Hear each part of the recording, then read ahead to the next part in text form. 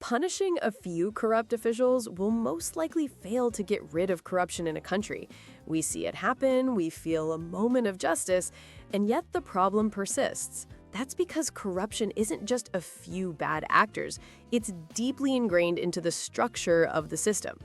Similarly, simply implementing an agile framework may not help a company achieve velocity with its technology.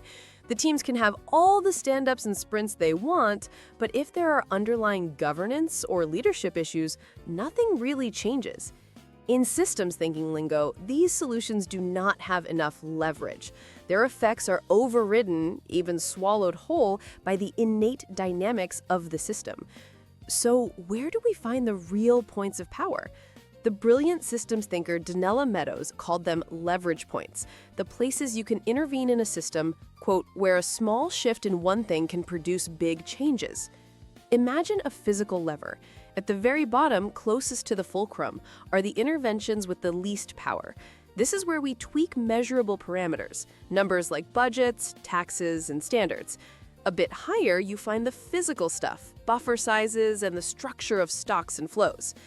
As you move up the lever, the leverage grows. You start to influence delays in the system, and then the crucial balancing and reinforcing feedback loops that govern behavior. Higher still, you can change the flow of information, who knows what and when. Near the top, you're influencing the rules of the entire system. And at the very end of the lever, with the most power, you can change the system's goals, shift the collective paradigm it operates within, and ultimately transcend that paradigm altogether. The potential impact grows as we shift our focus from these easily alterable factors like downsizing a workforce or boosting R&D spending towards these more systemic considerations.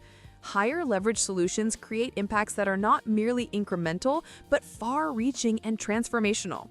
Let's take the healthcare system. It's a complex dynamic between patients, providers, insurers, advocacy groups, and government, all trying to balance cost, access, and quality.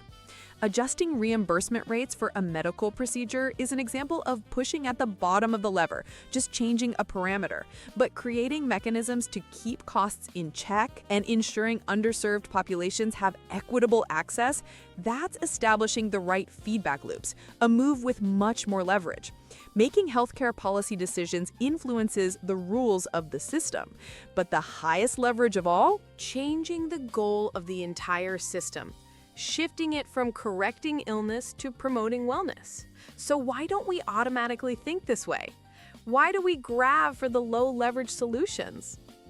Firstly, as systems pioneer Jay Forrester said, leverage points are counterintuitive.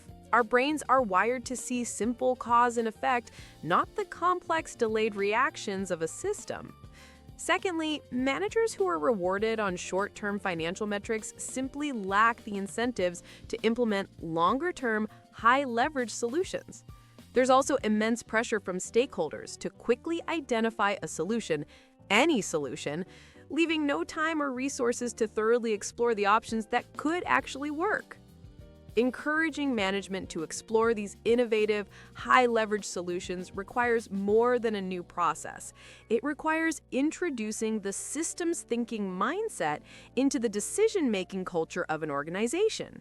It's about learning to see the invisible structures, the flows, and the mental models that truly drive behavior. It all comes down to pausing before you act, looking at the entire system, and asking the most important management question there is. Is there a solution with a higher leverage?